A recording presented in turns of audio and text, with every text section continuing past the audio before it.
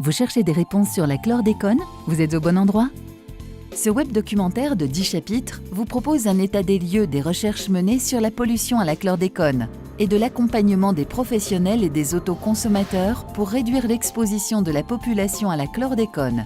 Ce que nous savons, la principale source de contamination des animaux élevés sur un sol pollué par la chlordécone est avant tout la terre. Un bovin, par exemple, peut consommer près de 500 grammes de terre chaque jour. Les volailles en ingèrent également d'importantes quantités et aucune espèce élevée sur sol naturel n'est épargnée. La chlordécone présente dans les sols pollués peut aussi se retrouver dans les parties basses de certains végétaux. Les animaux qui pâturent sur ces terres peuvent alors se contaminer en ingérant ces végétaux. Cela peut également être le cas avec la consommation de fourrage produit sur des terrains contaminés, foin, ensilage, bagasse de canne à sucre potentiellement contaminée. Enfin, l'eau d'abreuvement peut aussi être une source de contamination des animaux d'élevage. Chez les animaux exposés, la chlordécone se retrouve alors dans les viandes, graisses et abats consommés, notamment le foie ou dans les œufs et le lait.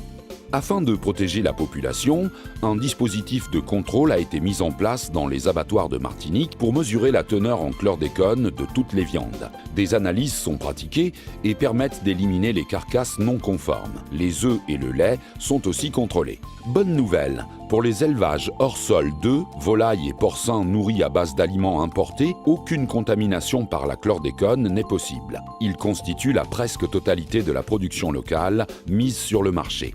D'autre part, les plans de surveillance et de contrôle mis en place ont permis de garantir la qualité de la viande bovine locale. En 2016, le risque de consommer du bœuf local contaminé en Martinique s'établit à 0,24%.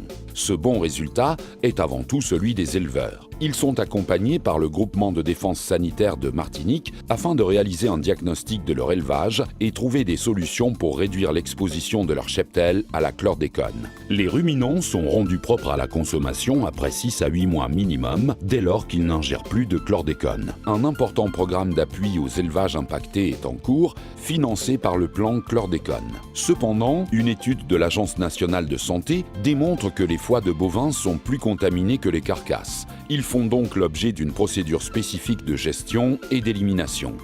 Les bonnes pratiques. Pour savoir s'il y a un risque de contamination, les éleveurs doivent réaliser des analyses de sol pour chacune de leurs parcelles, des fourrages produits ou achetés et de l'eau d'abreuvement si elle ne provient pas du réseau public ou de la Manzo. Car, en évitant les fourrages souillés de terre, en privilégiant l'eau du réseau ou l'eau de pluie, en recherchant des sols non contaminés pour mener les phases d'engraissement, on élimine l'exposition des animaux à la pollution. Pour en savoir plus encore sur la chlordécone, restez connectés. Pour répondre à toutes vos questions, cliquez sur le chapitre suivant.